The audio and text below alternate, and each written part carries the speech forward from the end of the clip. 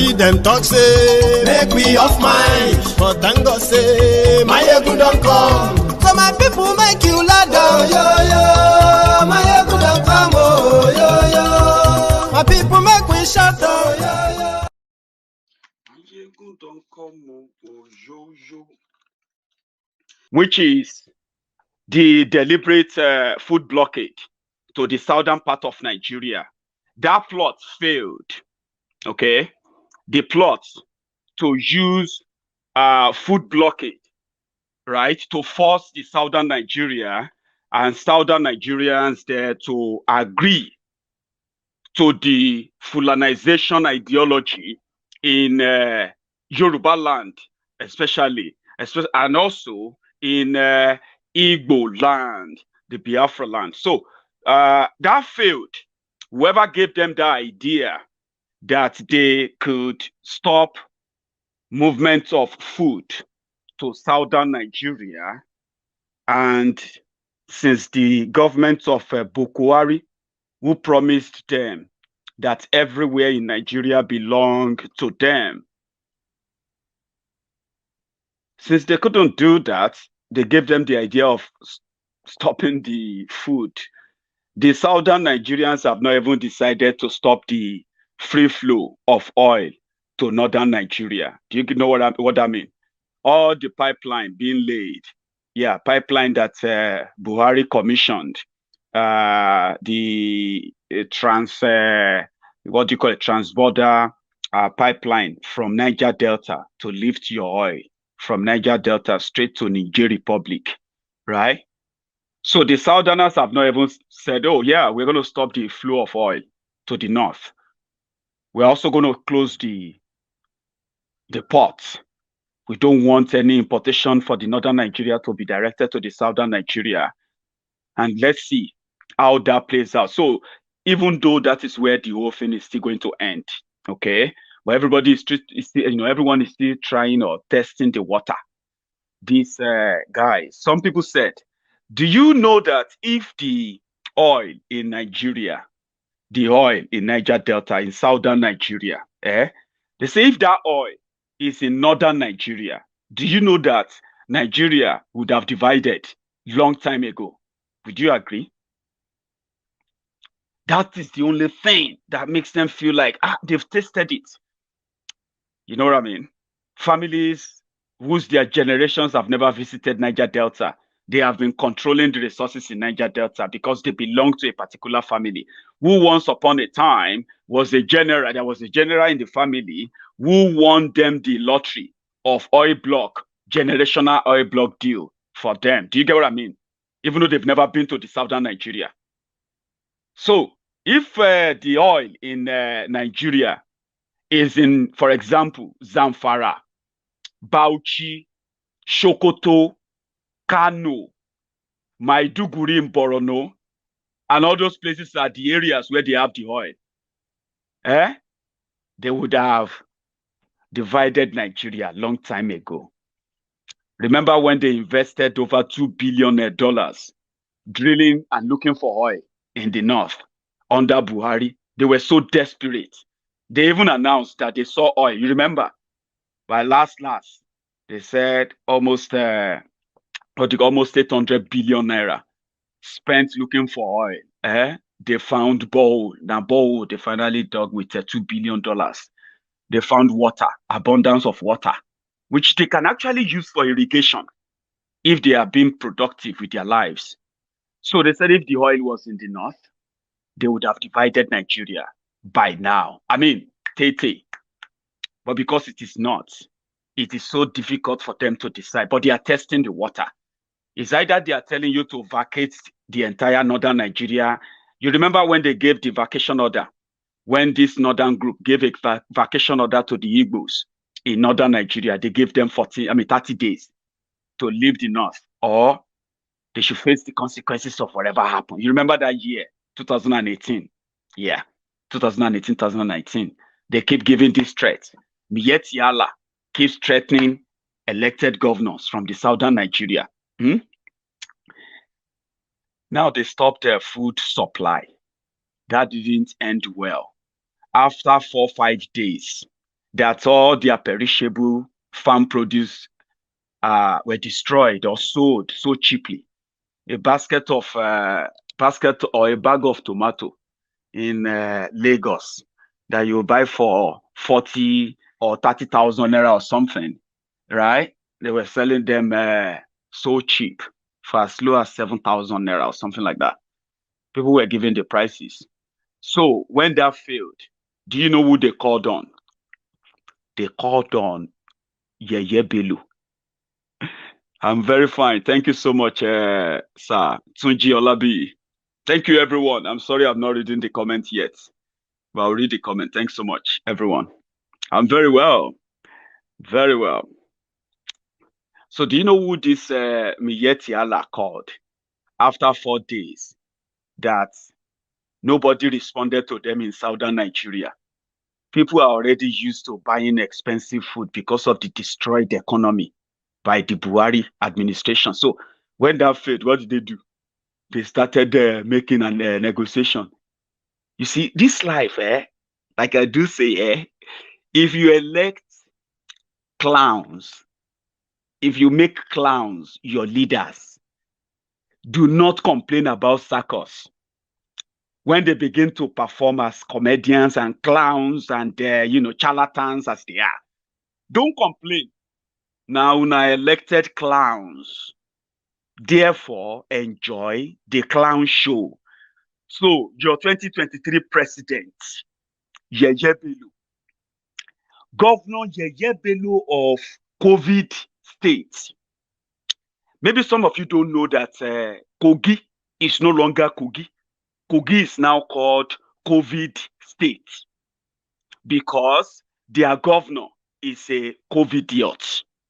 Since he is a COVIDiot, yeah, COVID does not exist in Kogi state. Do you understand that whole line? Yeah. Don't elect clowns. And if you elect clowns, enjoy the circus show. So when Miyetti Allah held the entire farmers and traders in northern Nigeria from bringing their food to southern Nigeria in order to pressure the southern Nigerians to accept Fulani AK-47 wielding criminals in southern Nigeria. No identification, no nothing. No, they should just go about with AK-47. Who does that? So they now use food. They want to stop food to stop. They were bragging, we will stop food. As they were planning to, as they stopped food supply, Yorubas started the campaign that don't eat beef anymore. Don't eat anything from the north anymore. When they realized that, oh boy, this won't go backfire, they say, okay, you know what? How much more will build them? Since this government is cash and carry government, how much more will build them? Say, what do you think? Say, everything. Yeah. Well, we asked for 475 billion for the damages they have done to Fulani in Nigeria. Maybe we just ask for 1% of that. And since 1% of that would be 4.5 billion, who should we ask? Who said, okay, we'll go ask Yeye Bello, the executive COVIDiot governor of COVID state. Yeye Bello, in his own regalia as incoming executive president of Nigeria, Yeye Bello intervened and they make some resolutions on behalf of northern Nigeria and South. You see, this is where the circus show was so interesting, okay? You are going to watch it, by the way. So if you are not in a rush, okay, you will watch it. I'm going to show you. And for some of you who have seen this, well, it's not bad if you see it again, So to make the arrangement between the north and the south to work for a better Nigeria of tomorrow, they invited the deputy clown from southern Nigeria, our honorable distinguished Femi Fani Kayode. It is an interesting show. But last, they will give them the 4.5 billion for their, just to say sorry to the Miyetti Allah. so that they can continue to bring tomato, onions down to the to the south, because Buhari won't do anything. Therefore, Femi Fani-Kayode, who lambasted Yeye Bello a while back, simply because it was running his short fuse, you know, Egbon gets short fuse as well. So when his short fuse sparked, and Yeye Bello was saying something about PDP that Egbon Fani-Kayode was not comfortable with, you know what he did? He blasted Yeye Bello. Look at this idiot. Look at this common, you know, I can't remember. You know, when Femi Fani-Kayode, the para, sometimes some of the things they will write, you just have to say amen, amen, amen, because you won't have to worry yourself about finding out, because it doesn't mean that whatever Femi Fani-Kayode say about anybody in Nigeria, if Femi Fani-Kayode tell you about the Dua Republic, Baba, everybody be hustler now. You see, back in the days, now people like us, they call blogger. They say, who is Maiyegun? They say, Maiyegun is a blogger. It is recently that some of you started calling me activist. Some people are even called human rights activists. So Femi Fani-Kayode is it's like a blogger too, you know, in a very different level, like elite blogger. He can play any role, okay? He's an actor too, just like a Dino Melaye. So these two people were the people negotiating finally, to get us out of hunger. So let's start with that, for me to have a bit of a break. See the clowns discussing the food blockade.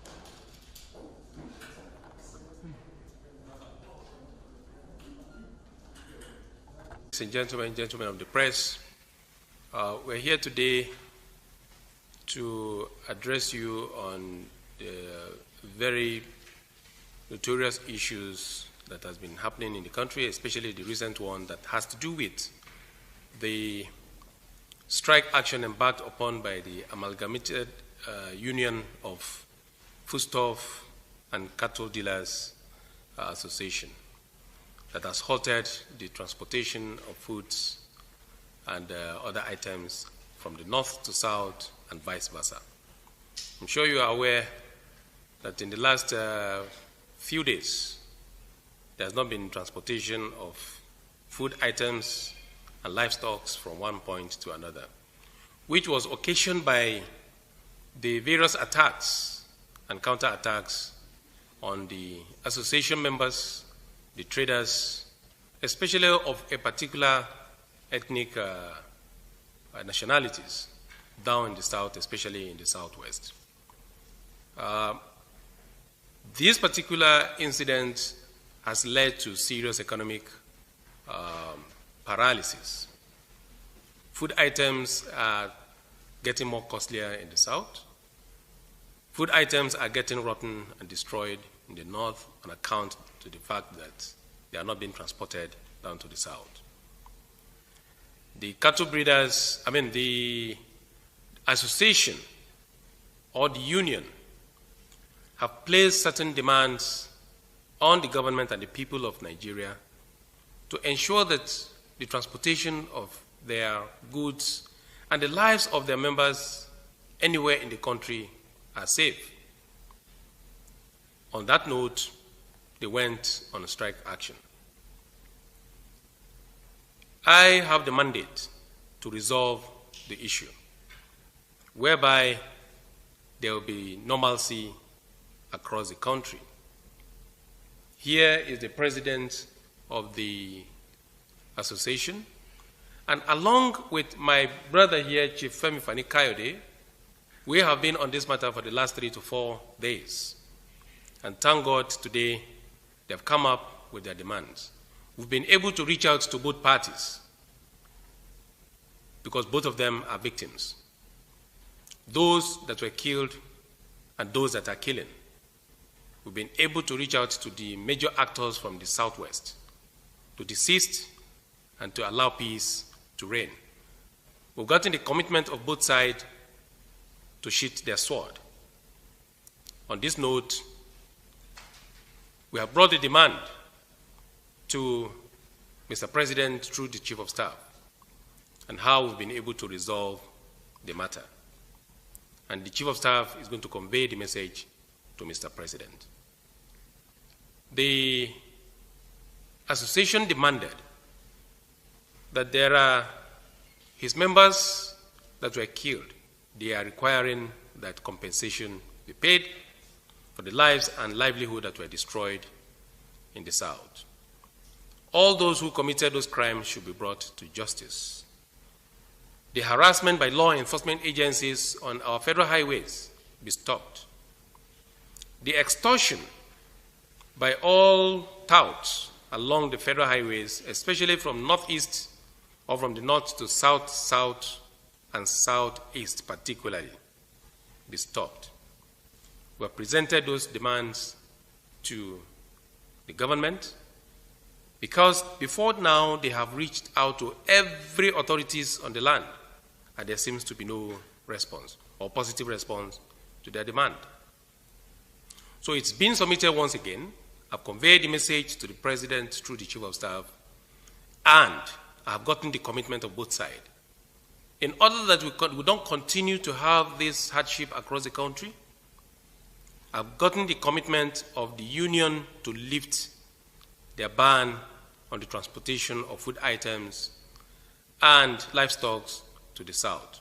I've equally gotten the commitment of the major actors from the South not to attack lawful Hausa Fulani people or the traders in the South, and that the criminals amongst them, irrespective of your tribe or religion, should be handled effectively by law enforcement agencies.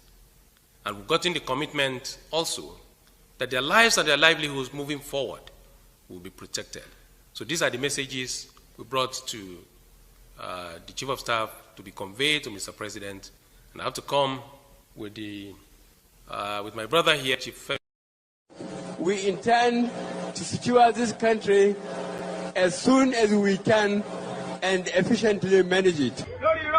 We do not like the unemployment, the suffering, the low standard of education, the lack of health care, the destruction of the infrastructure.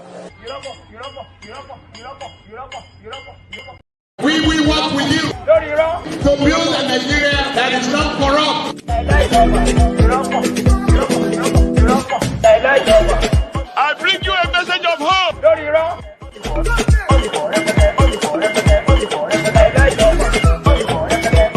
We are going to spend a lot of resources on education. You all know that it's all lies. I mean, you know. Even Yeye Bello talking, you all know that it doesn't even make any sense. It's not making any sense. He's trying to be presidential. Let me tell you how everybody is faking it. He was not bold enough to mention Yoruba, Yoruba, Yoruba, Yoruba. He was contradicting himself when he was trying to refer to Mark Ban. Mark Ban is the cattle breeder. You see that association about association of traders and cattle breeders, that's a nonsense put together by Femi Fani-Kayode and Yeye Bello, President Yeye Bello.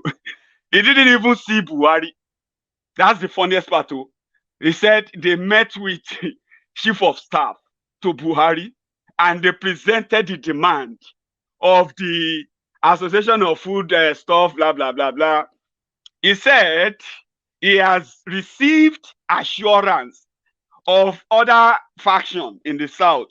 He's talking about the Eastern Nigeria. He said people should stop collecting bribe or extorting legal Fulani traders, okay? He's not bold enough. He's talking jack nonsense. That's what I'm talking about when you have clowns as your leaders. Do not complain about circus. That's not a solution. It is absolute nothing. It's just like agenda that must agenda. Do you get that now? It's all pure badadash. It did not have any mandate. Whose mandate? First, he said he's met with the president. Then in the course of, his presentation, all nonsense he's saying, then he said he's met with the president via the chief of staff. So the chief of staff will convey the message to the president, and he has received assurance from the tout. He said tout, collecting, extorting traders on the motorway. So where are the touts? Which document did Yeye Bello sign with the tout that will be collecting money from the trader? Who are those collecting money from traders on the motorway other than the police and the military? Who? He's nobody. He's talking nonsense. And the demand he's talking about, Nigeria is a joke. Now, if somebody like you listen to Yeye Bello there, maybe you should listen to Femi Fani-Kayode. You know that one? He believed that when Femi Fani-Kayode is talking, most of the time, I think Egbon think he's talking to himself. Because, I don't know. Listen to how Femi Fani-Kayode wanted to spin it. Meanwhile, the Buhari that they were looking for, that one is busy. Some people said I should write a book. I don't think I will ever write a book. Mainly, I don't want to hurt anybody. Hurting in the sense that there are certain people that I cannot resist abusing. But that hasn't got to do it hasn't got anything to do with their children and their grandchildren. So I don't want to hurt their children and grandchildren. So for the sake of their children and grandchildren, I have left them. But you see, he's now a demented Baba anyway, so whatever that is going on inside the asshole rock now. By the way, Buhari and Aisha don't divorce me. I don't know. I'm just a bit curious anyway. Some people were asking me that Maiyegun, Buhari and Aisha Buhari, is it that they've divorced? Do you know if Buhari and Aisha don't divorce? I don't know. We'll come back to that anyway. So let's go to Egbon Femi Fani-Kayode. He has a different approach to how the unity between the North. You see, he even said something. That's why I'm going to finish the video. I'm sorry. If this video lasts longer than 5 minutes, please enjoy it. Okay? There's something Femi Fani-Kayode said that you should listen to. Femi Fani-Kayode said Buhari and Yeye Bello are the leaders that Nigerians need. It shock you? No worry. It go shock. Like that. Listen to Egbon before I continue. By President Buhari to bring settlement to this very complicated issue, which, in my view, and it's obvious to the view of anybody, would have definitely have snowballed into a major crisis in this country had it not been for this intervention. And I have to commend Governor Yaya Bello and his team and all those that were involved in this. How they did it, I really don't know up till now. It's more or less like a miracle, because you see, people don't fully appreciate that had it not been for this intervention, things would have got much worse. Already things were getting bad. A goat that would have cost 150,000 in the south before, in some parts had gone up to 800,000, 1 million within a matter of days. And everything skyrocketed in prices. There was no meat. If this had gone on for another 1 month, tempers would have flared. Things would have begun to happen, and of course, there would have been attacks left, right, and center, and reprisals all over the country. So we thank God that once the governor was asked to do this, he acted within 72 hours and brought the matter to a resolution. And that is extremely impressive. And I believe that if only we could continue like this in national affairs on virtually everything, and we had this sort of strong leadership across party lines, across religious lines, across ethnic lines, our country would be a much better place, and would have a much greater future. So I have to commend him for that, and all of those that are seated here. The reality of the situation is this. It's very simple. People were being killed. People were killed during the course of the Shasha, killings. People were killed during NSARS. People from the north were slaughtered. Innocent people were killed, targeted and killed in parts of the southwest. And the reaction was very strong and would have been much stronger had it not been for the timely efforts of the union. The reality was that reprisals were actually planned. And this is why we had to come in quickly. It's not just a question of a food embargo. We all jousted and we all made jokes and even threatened one another about embargoes. But that's how war starts, with an embargo. And of course, the other side, the South, was saying things that maybe some of us shouldn't have been saying in retaliation. But it was about to snowball into a much more serious crisis, because plans for reprisals in the North against people from the South were being made, and they had gone very, very far. And I saw evidence of that presented to me by the governor and by other people. And thankfully, the governor called all the relevant players and told them this must stop. And the way the union managed the whole situation was say, instead of violence, instead of targeting Southerners in the North, we will do a strike and stop them from having food. So that's where this all started. And what has happened since then is that the governor has waded in, and the strike has been called off, conditions have been given, and I am sure that the governor, with his good offices and his energy and zeal, will ensure that the federal government honors that. On our side, because I have to tell you what we tried to do as well, what we've done, was that we extracted commitments from the main players in the Southwest who had in the past indulged in some form of violence or the other, and who was seen as the protectors of the people of the Southwest. Chief Sunday Adeyemo was deeply involved in this, and I have to commend him because he gave a firm commitment. He spoke to His Excellency, he gave his commitments, he spoke with me. Not just him, there are a number of others who were also involved and who gave a firm commitment that they would not only ensure that the Hausa Fulani population in the Southwest that were there peacefully and that were there in a law-abiding manner would not be attacked and would not be harassed, but they also went as far as to say that they would protect them as best as they could from those misguided elements that seek to attack and kill them. And that's a major commitment which he gave, and we discussed with him extensively. I have to say, he did very well in that respect. Not just him, other people like him did very, very well in this respect. Also, Governor Seyi Makinde was involved. His Excellency involved him, as he did and communicated to other governors in the southern part of the country, particularly the Southwest, and all of them were carried along by His Excellency. And we have a joint commitment to ensure that people of Hausa Fulani extraction, indeed from anywhere outside of the South, will be safe down in the South.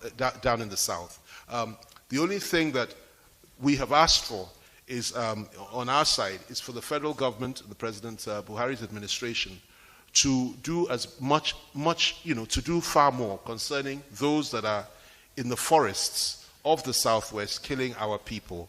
And we would want far more vigorous action on that and the forests to be cleared. And we sincerely hope and pray that this will happen. We have peace, we have unity, and I thank God for this opportunity to bring our country together. And I thank Governor Bello.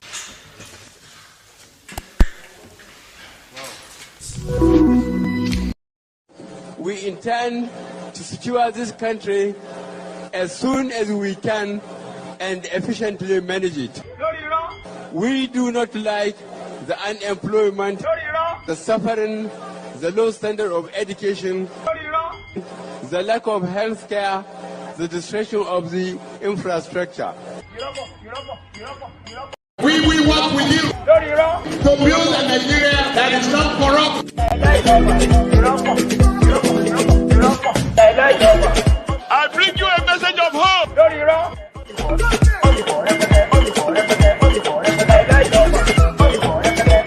We are going to spend a lot of resources on education. So that's Liar Muhammad too. I mean, well, they are all liars anyway. That's Femi Fani Kayode trying to, he said something there, which I also wanted you to hear, and I'm glad you also listened to that. He said he spoke to Sunday Igboho with Yeye Bello, and Sunday Igboho assured them that, you heard that, Abi? We'll find out from Sunday Igboho. People have been telling Sunday Igboho to be careful of Femi Fani-Kayode. Maybe he's about to find out why people are telling him to be careful. And be careful of others like him too, right? So, that's the package. Femi Fani-Kayode said Yeye Bello received a mandate from the president. Really? Who gave him the right to go and negotiate with them and pay them 4.5 billion. The question is, who is going to pay that money? And from where is that money going to come from? See them talk say, make we off mind. But thank God say, Maiyegun don't come. So my people make you lie down, yo yo. Maiyegun don't come, oh yo yo. My people make we shout, oh yo yo. Maiyegun don't come, oh yo yo.